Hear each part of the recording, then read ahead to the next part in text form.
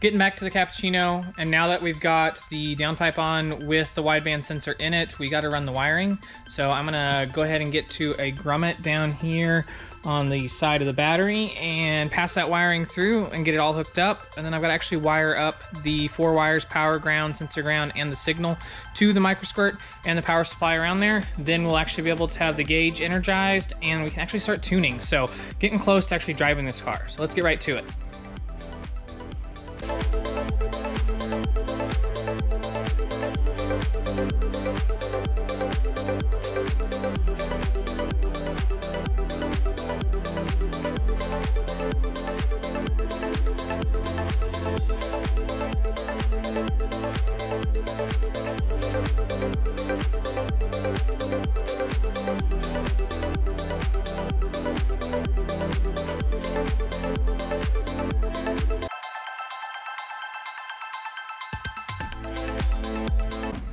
Okay, let's see if this wideband is working.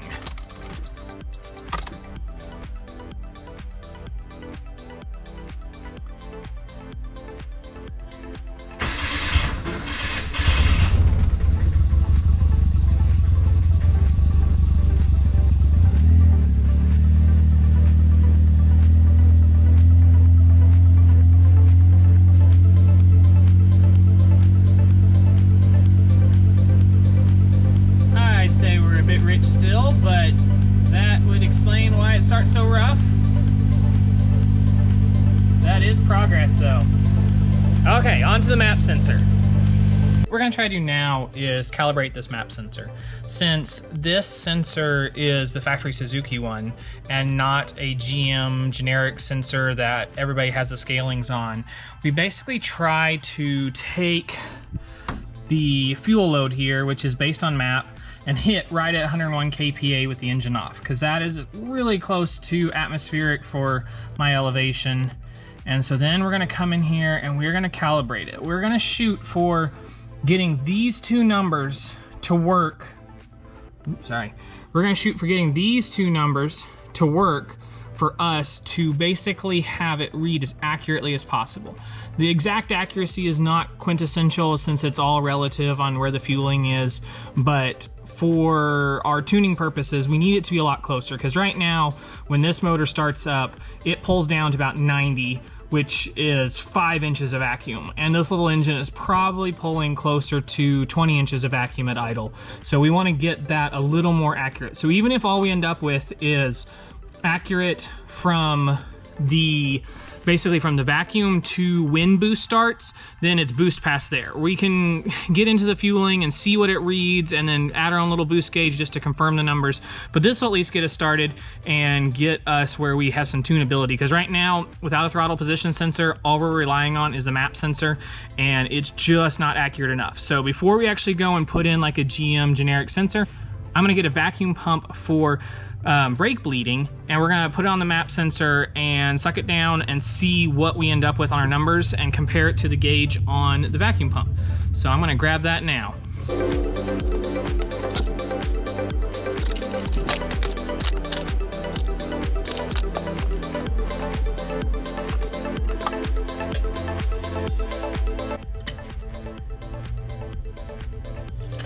So it might be hard for you guys to see, but we're holding like right at 15 inches of vacuum, which is basically 30 kPa.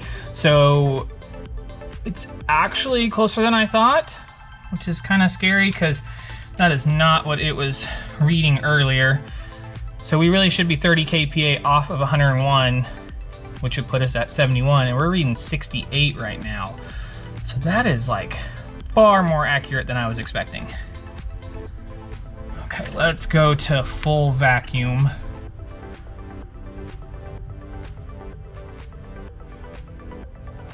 I'm doing my numbers wrong. I'm off by a factor. I was doubling. That's for inches to PSI, not kPa. This actually has kPa on it. Well, that's wonderful. Okay, so right here should be 50. I went too far.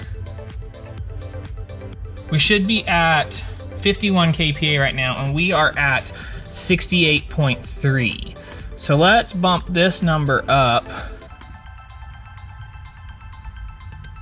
on the low end and see if we can get this to, oh, I'm going the wrong way. I'm gonna bring down the top number 2. Let's see what direction that takes it.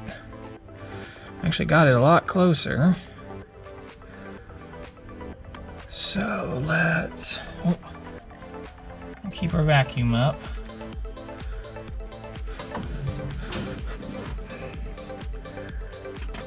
Actually, let's go full. Let's see how much vacuum we can get on this.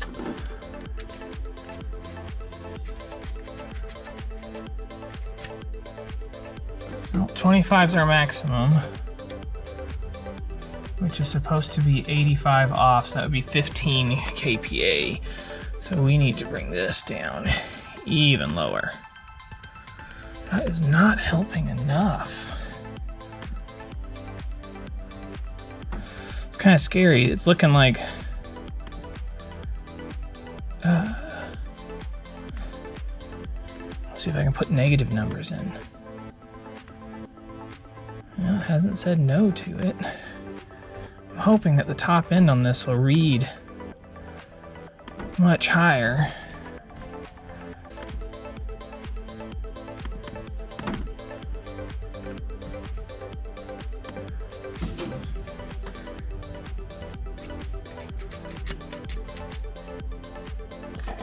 We're at 15, reading 15, so that's good. So we're gonna drop back to 50. We're reading 46. We're actually reading right at 50. So we're gonna drop to 0 and see where we're at. We are at 89. So let's bump up this upper number. Okay, that was actually a nice guess. All right, gonna jump back to 15 kPa, and it's a little too high now. So we're gonna bring that bottom number down even more.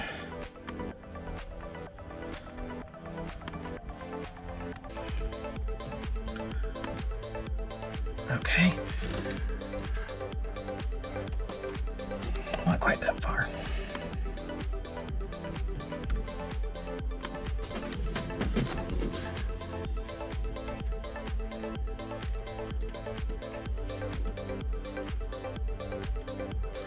$15 at 15. I'm gonna drop down to 50.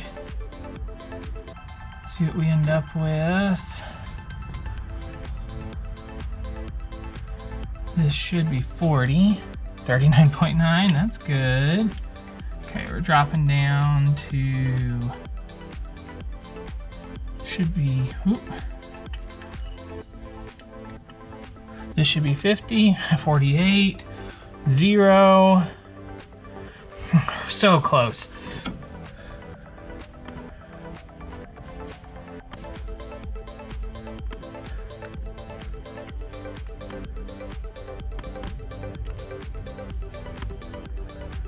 Okay, we're gonna try that again. A little bit of a tedious process here.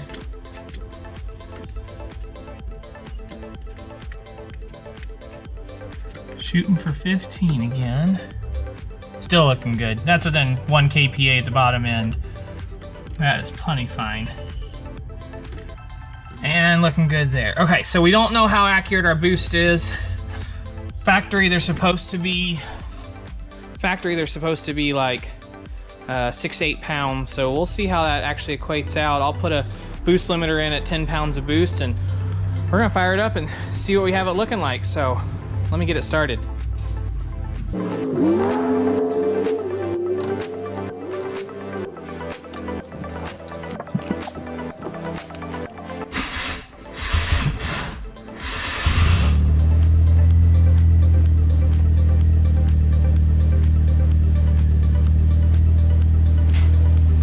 Swap that gauge over to inches.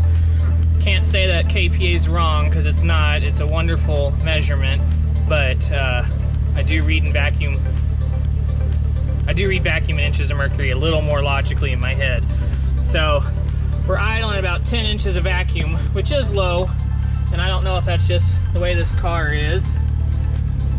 But now that we're getting air to fuel ratio, you can definitely feel it when it starts to lean out. So we're gonna take this table, bump up the fuel to get us to a happy point.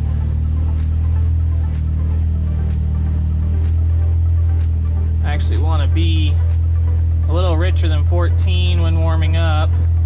And you can tell the car likes it a lot better. And actually our vacuum's gone down significantly, which is good. We're at 13 inches. Still kind of low, but it is what it is. Okay. I'm gonna see what I can do on finding out if the temp gauges are actually reading right, because again, they're not calibrated either, but we have a starting point. So I'm gonna get the car back up in the air, button up a couple things, and try to plan it on my first drive here. Get all my tools out of the way, but I think we're ready for the first drive.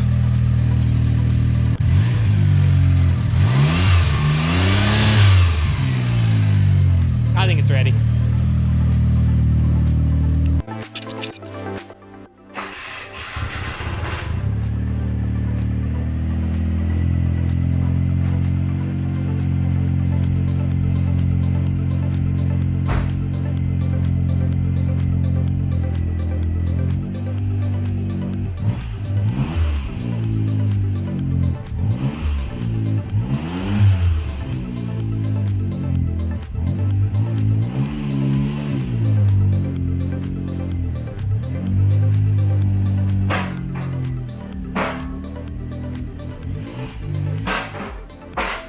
Our next step on the Cappuccino is to install the Mac valve.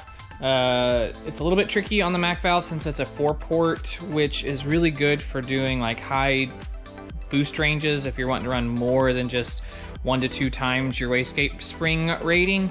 But on this application, since it's a single port wastegate on an internal wastegate, we had to get a little creative on the plumbing of this. But I'm gonna mount it right here next to the battery, be able to run the lines right down into there where the turbo is, and then we'll get our wiring from the old idler control valve over here and extend that, and we should be able to make that work.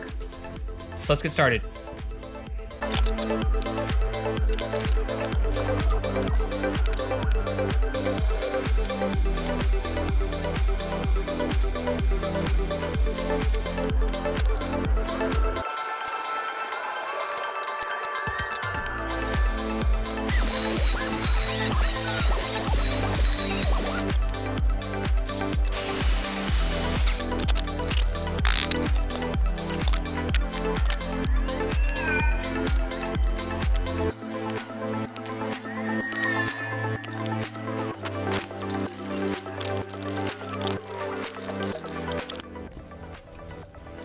Okay, we got it mounted.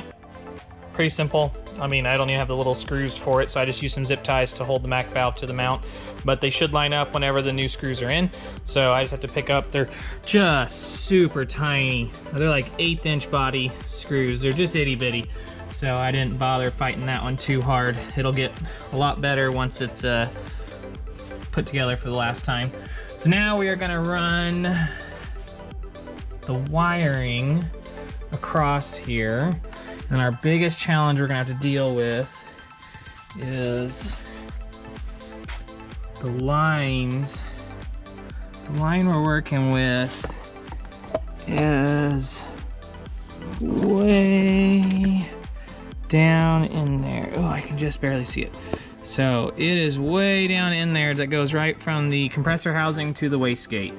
So I've got to get that disconnected and run hoses up from both halves to the boost controller. And we'll get right back to it. So we're finishing up the Cappuccino now. We've got the boost controller installed, got those lines routed. It was not a fun process tucked down in there, but I was able to get one taken off and a splice put in and ran up here and got everything else sorted up. We cleaned up the engine bay a fair amount. Still got a couple little things to tuck in, just some wiring to wrap. But the main thing we got done here is the Microsquirt is fully tucked up in the glove box here with nice easy access to the wiring. Way up in there is the rest of the wiring, all tucked in. So then the interior is back together.